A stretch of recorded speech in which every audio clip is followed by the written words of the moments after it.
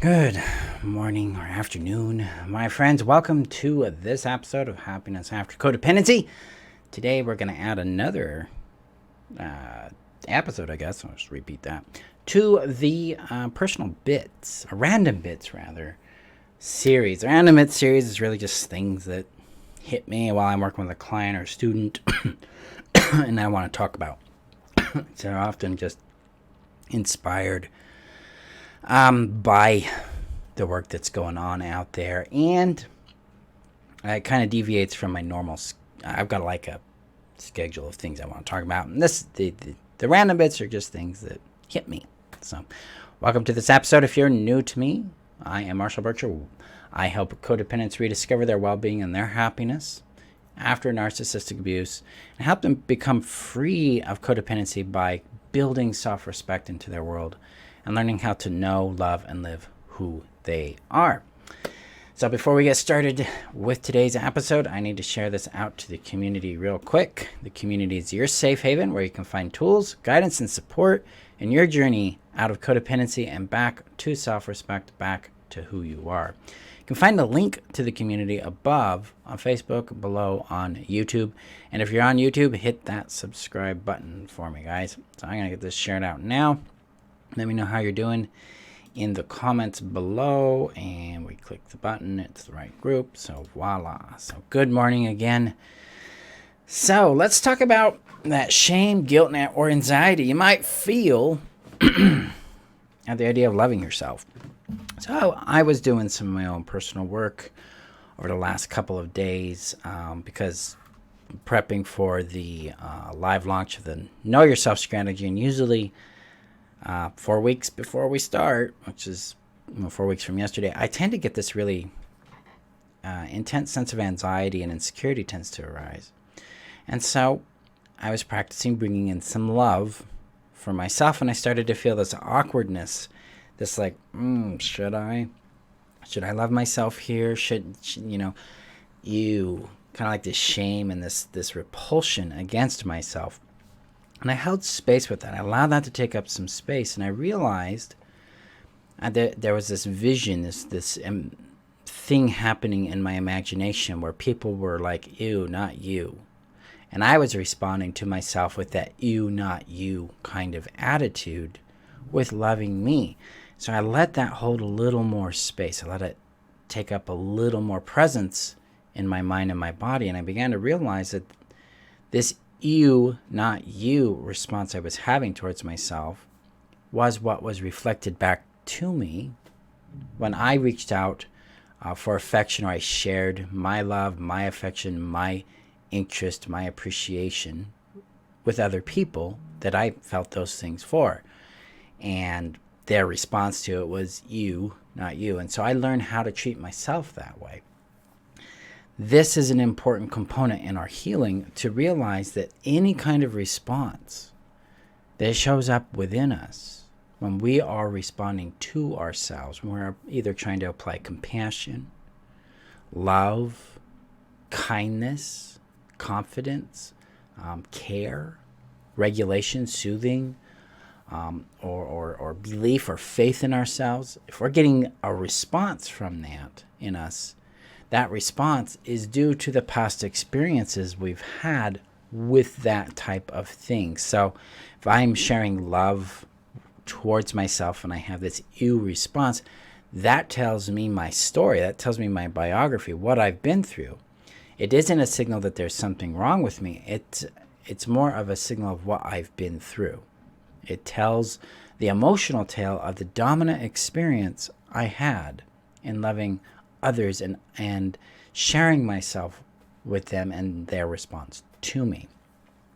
When we look at our pain, when we look at our emotional responses this way, we start to understand where we're coming from. It's like, oh, I feel this shame because I've been shamed in this in the past. I feel this lack of love towards myself because when I have shared myself or asked for help or been myself, I've received a lack of love in the past. This is really outlining the kind of what is called reference point that we use towards ourselves. So the brain creates these things called reference points. Reference points are events in our reality that the brain goes, okay, when this thing happens, this is how you think, this is how you feel, this is what you say, this is what you do, this is what you choose. So it's an orientation towards reality. We have reference points about everything. One of the easiest reference points we all have is think about your favorite song and listen to what arises in your body. When did you hear that song? What are the smells? What are the sounds around it? What was the situation? Or if you're like walking through the mall and you get hit with a particular kind of perfume or cologne, and suddenly you're back in high school at a prom dance or something. That's a reference point. Well, when we're thinking about ourselves or we're showing love towards ourselves and we get a certain response to it, that's a reference point too. And that reference point was created in the experiences you've had in the past around loving yourself. So when we understand that this is what's going on in the background, it allows us to reshape it. And the way I approach this reshaping is to give it permission to take up space. Because what I'm feeling isn't necessarily wrong, because it's not necessarily right. I'm not going for a right or a wrong. What I'm going is for understanding and compassion. It's like, well, of course I feel this way when I show love to myself, because when I have shown love, I've been treated this way. This is a compassionate response, an honest response to our own experience. It allows us to make contact with our lived reality and then reshape that reality. It allows us to go, hey, what else is possible here? So I was feeling that you, not you response within me this morning and yesterday, and I was like, I love you too. I love you anyway. I love you just because you're you. And that helps soften that up. It helped me connect deeper with this aspect of myself and show him that there is nothing to be ashamed of. We're good.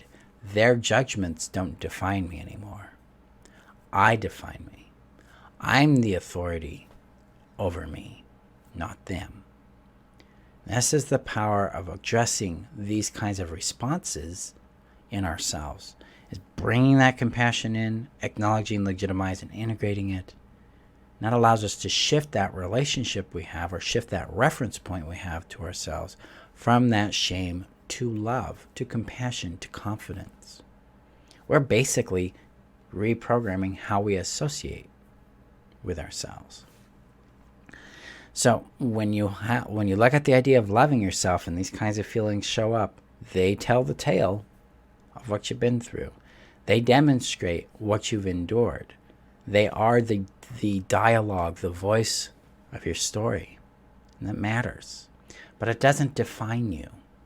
You have innate intrinsic value. And our job here is to come into tune with that innate value. It's not to create it. It's not to nurture it.